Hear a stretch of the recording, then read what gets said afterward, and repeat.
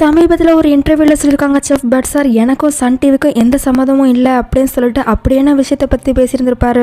ஏன்னா நிறைய ரசிகர்கள் இப்போ பட் சார் மேலே கோவத்தில் இருக்காங்க. 20 வருஷமா விஜய் டிவியில் இருந்துட்டு இப்போ திடீர்னு சன் டிவிக்கு போறீங்க, நிறைய சம்பளத்துக்காக தானே போறீங்க அப்படின்னு சொல்லி கேட்டிருந்திருக்காங்க. பட் இதுக்கு எல்லாத்துக்கும் முற்றுப்புள்ளி வச்சிருக்காரு பட் சார். ஆமா, நான் 20 வருஷத்துக்கு மேலேயே நிறைய சமையல் நிகழ்ச்சி பண்ணியிருக்கேன். சட்டு புட்டு நான் சமைக்கிறத பார்க்கறதுக்காகவே நிறைய ரசிகர்கள் இருந்துட்டு இருந்தாங்க.